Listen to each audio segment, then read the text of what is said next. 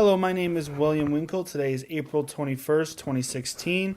This is the interview of Berl Felbaum for the 1967 Oral History Project.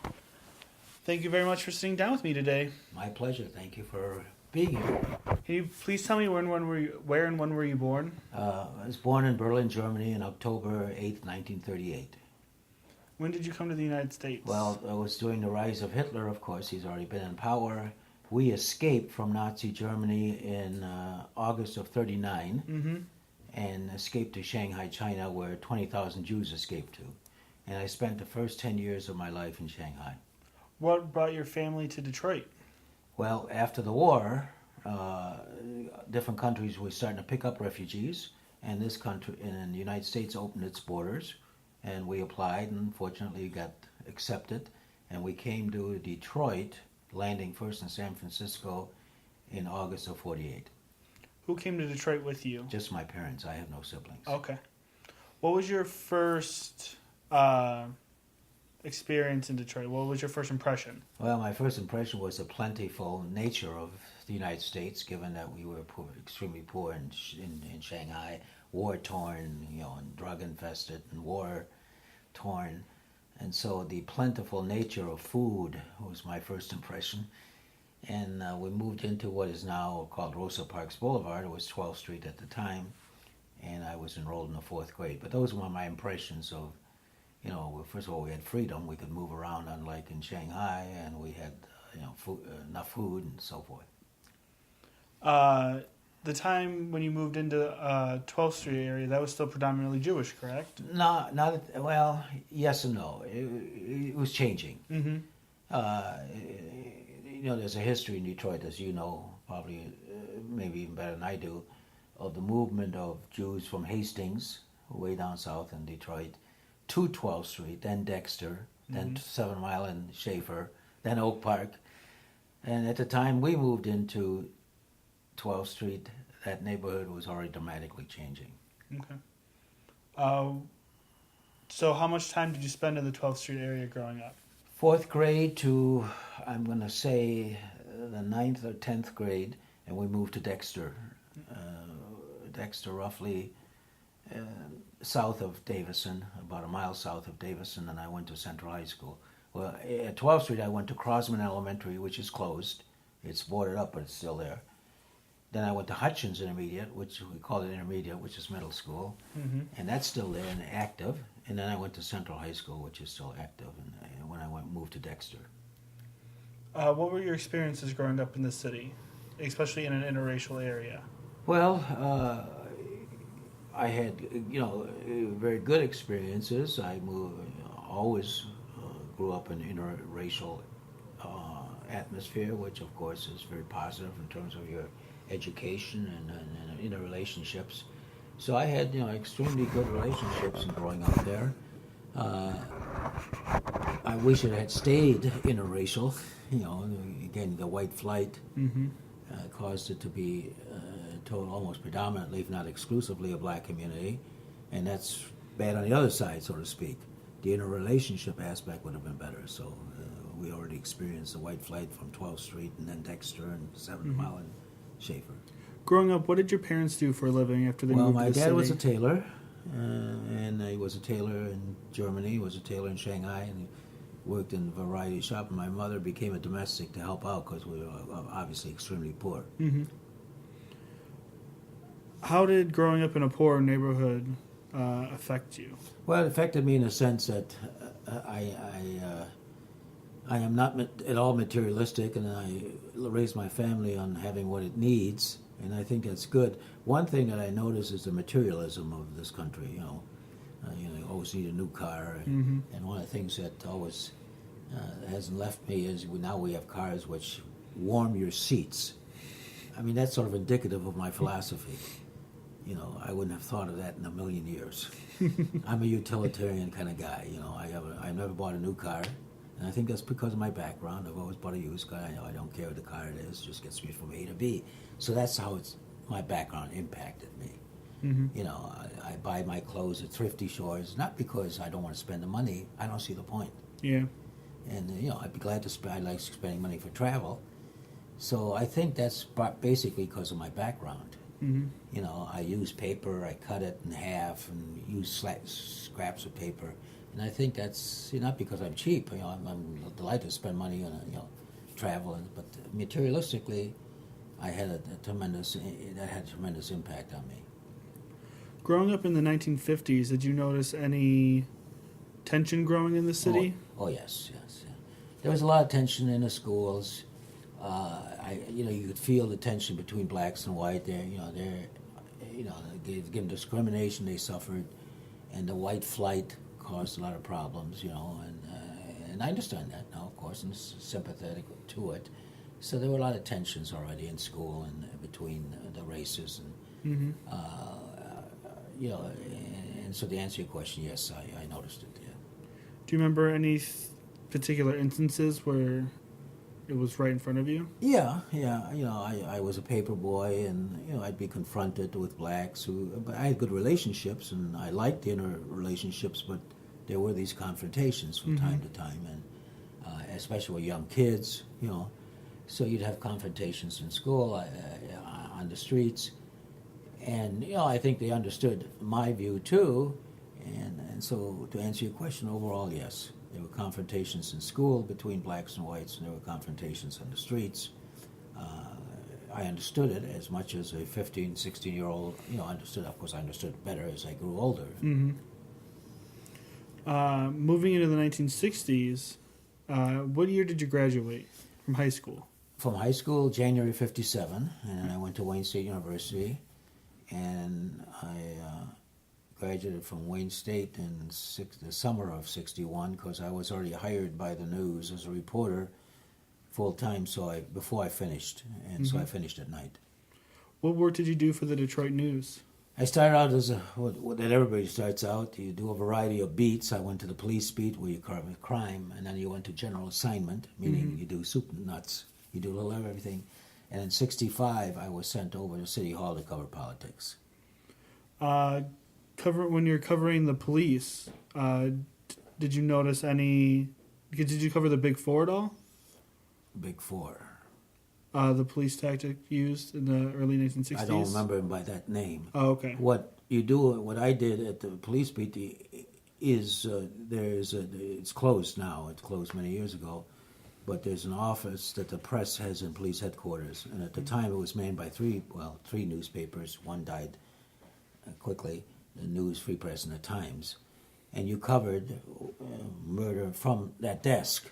And you went to a different office in that building. You never left the building. And you'd call around to suburban bureaus to see what was going on every few hours. You had hundreds of phone calls to make. So when you say, did you cover the Big Four, there was a very controversial program called Stress. Yeah, that was later on. Yeah, that was later on. So the answer is I didn't cover it as such. I covered the crime and so forth. I didn't really cover the politics of the crime. I covered the crime. Okay. If there's a murder, I'd go cover that. Don't go. You'd cover it from your office. And if there's a good story, meaning a terrible story, meaning required a reporter on scene, that was done out of the office. Okay. Was moving from the police department to City Hall a promotion, or was it just a different assignment? Well, it's a different assignment. Those who stayed at police would say it's a different. I didn't like doing that. It was a good learning process, but I love politics. So next, I went on general assignment. There were people at police beat which had been there for 30 years, and so they would say that's heaven to them. But it was my kind of similar. I didn't want to cover sports, but. I went to general assignment, which you cover everything, and I did that for about 3-4 years, and then I went over to City Hall. Okay. Well, so you were covering City Hall into 1967, correct? I started in 65 at City Hall, and yes, I was at City Hall in 67 when the riot broke out, July 23rd, 1967. Where were you living in 1967? I was just inside the border of Detroit on Schoolcraft and Telegraph. The other side of Telegraph, I was on the east side of Telegraph, and the other side was Redford Township, and we were on the Detroit border. And as a matter of fact, Sunday I was sitting on my porch, a little step, it wasn't a porch, but when I heard on the radio the riot, and I said to my wife, I got to go downtown and go to work. And she said, "You're not leaving the family for a riot." And I said, "Yes, I am." Anyway. What was the atmosphere going into driving through the city and then getting to City Hall? Well, at the time, I didn't encounter any police or military yet. It was just broke out. Mm-hmm. So I didn't even go to City Hall. I went to the main office.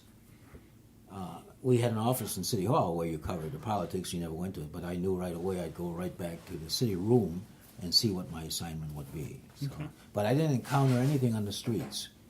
And I didn't see anything because I didn't go into the, driving down, I didn't pass the 12th Street, Mm-hmm. the devastated area. Can you share some of your experiences you had during that week? Sure. In 65, I covered city, and in 67, by that time, I think I was head of chief of the bureau, and my job was to cover the mayor. So what I did was I just attached myself to the mayor, meaning wherever he went, I went, whatever meetings and press conference I'd cover. Mm-hmm. And so the answer is yes. One of the pictures I gave to what's his name? I forget. Joel is, I have a picture of the mayor and Senator Philip Hart, a Democrat U.S. Senator from Michigan. They were touring the area, and I have a picture, I'm behind them. And I gave him that photo, and he toured, and I followed and took notes and what they were saying and so forth. So that was my major assignment, and I covered the press conference between Mayor Kavanaugh, Governor Romney, who came in, of course, George Romney, Cyrus Vance, who was sent in from Lyndon Johnson. I think he was Secretary of State at the time. Was Defense. Huh? Defense. He had just stepped down as Secretary of okay. Defense. And he came in as the federal representative, and so I covered those. So I didn't really cover the riot itself, Mm-hmm. the violence and so forth. I did go by myself once back to tour it, and a fellow I knew who I covered as a community activist, his name was Joe Williams, I still see him, who suggested I leave. He said it wasn't safe for me to be alone, walking, in the streets. So I didn't cover the actual devastation Mm-hmm. and the fighting and the looting and the violence. I covered the political side of it.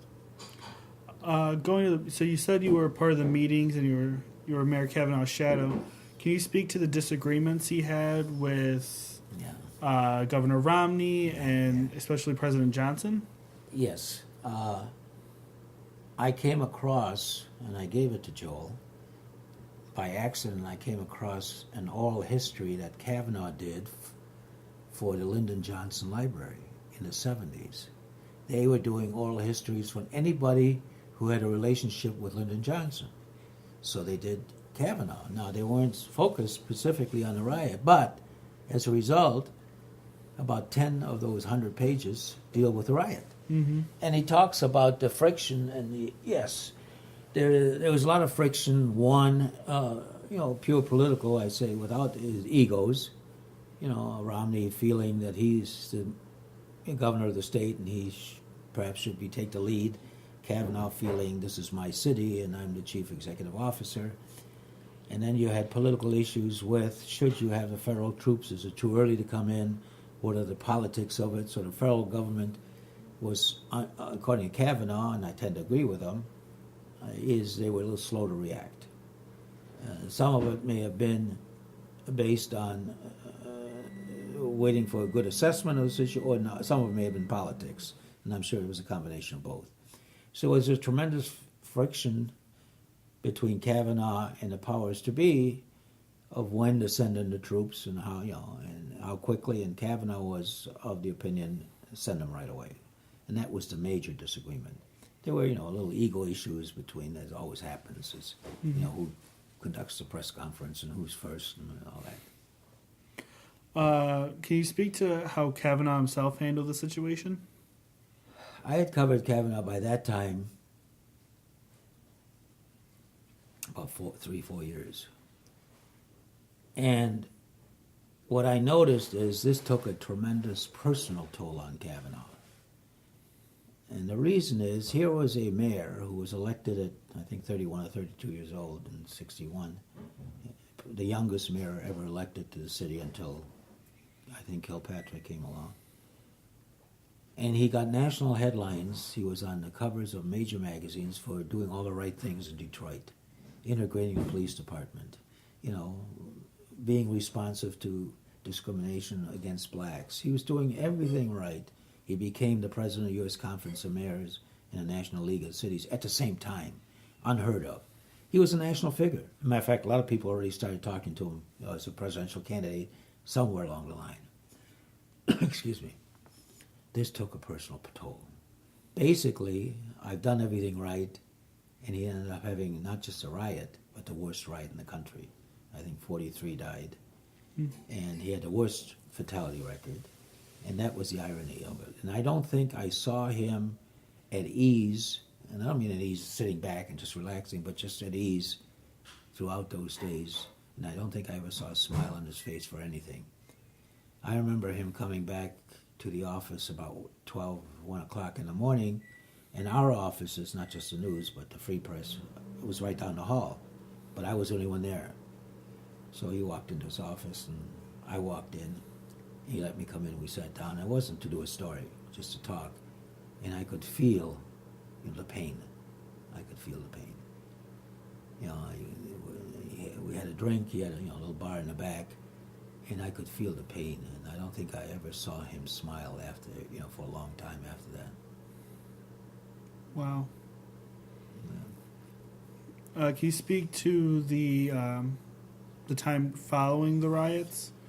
So the gradual with the Cyrus Vance taking over and General Throckmorton taking over the National Guard and federalizing the troops. I don't remember a lot of that. Okay. Only because the years have gone by. Mm-hmm. But the next steps that I recall is after everything calmed down again, Kavanaugh was instrumental, if not the lead character, in creating New Detroit, which was the first president, if I recall, was Joe Hudson, from the Hudson department stores, and the insistence of New Detroit that members could only be the heads of organizations. Staff people couldn't come, which was the right thing because these are people make the decisions, and you don't have to worry about staff. And I don't remember some of that you're referring to. I don't think I could speak to it because I don't recall that. In 50 years. And so he started the so-called Reconstruction. The problem was, for him, his political strength has been ebbed dramatically. One, you had the riot. He, unfortunately, had a lot of other political issues which have sapped his strength, some of his own making.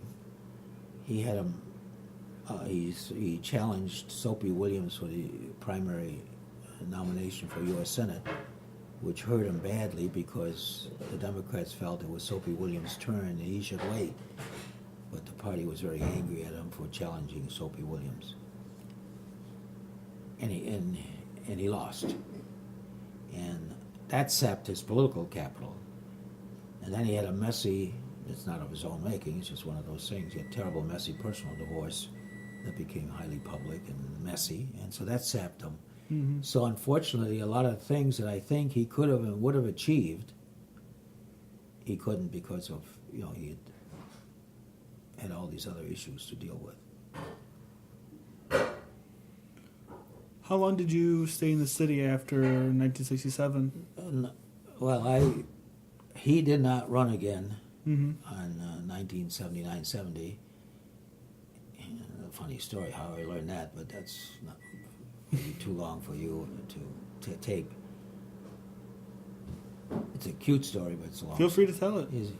Well, he and I had a good relationship so that when he would announce something major, like a budget, he'd give it to me 3-4 days in advance so I could study it. I couldn't use it until he's ready to. So come his announcement whether he's going to run for a third term, it was on a Tuesday he was going to announce, so I asked him if I could have the decision on the weekend so I could write all the stories. And he said, no, I can't give you this one. And I said, don't you trust me? He said, it's not that. I just too big.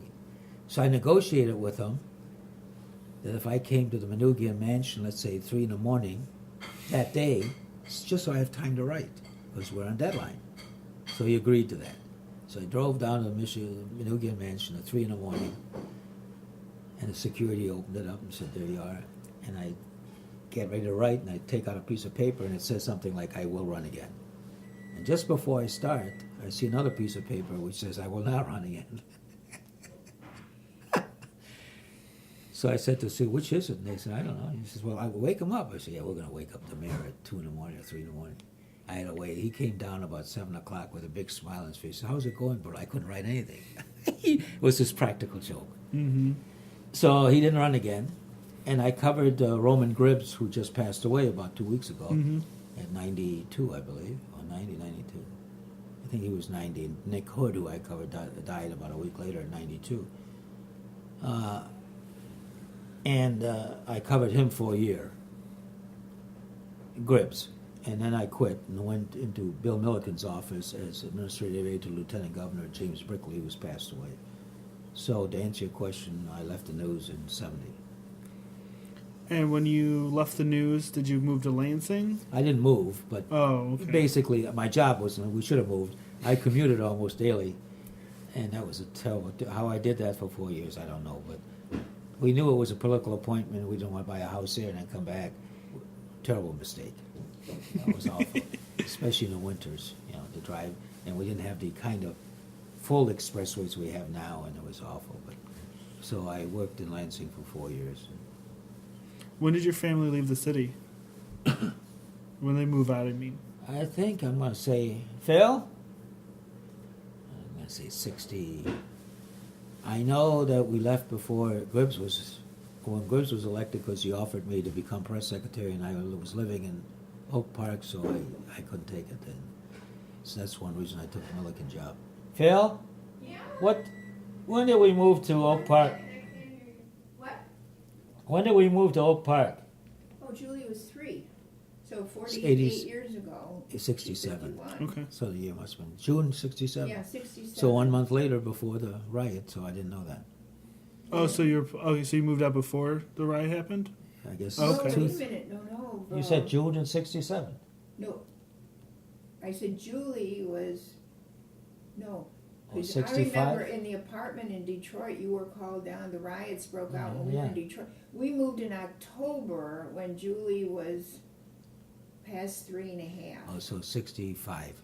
Yeah, so we were No, out. she was born in 64. She was born in 64. So in October of 1967? That's She what I was born in June of... So she was 3. I said 67. I said. Yeah, but we were still living in... Because we moved in Oak Park to Oak Park in October of 67. Okay. Why did you move? Did you move? Schools. Were you planning on moving ahead of time? Schools. I think. Well, she wasn't. We were ready to buy a house. You mean You mean why we moved to Oak Park? Yeah. Primarily school system. Okay. Yeah, primarily school system. At that time, This Oak Park had the top school system in the state, I believe. And, Oh, okay. Well, Yeah, well, close to it. It was a very, very good school system. Yeah, it was one of the best in the state. And, Yeah. So. yeah. What are your impressions going back to the city now? Like seeing how how do you believe the riot has affected the city? Because you talked about how it sapped the strength of Mayor Kavanaugh. It sapped the strength of Mayor Kavanaugh, and it caused, first of all, it accelerated white flight. Mm-hmm. It already began with the building of expressways and shopping centers in the suburbs, so that made it easier unfortunately, for whites to leave the city. But the riot accelerated it, and so it sapped its. Not only is it bad from an integration process, but it sapped its economic strength.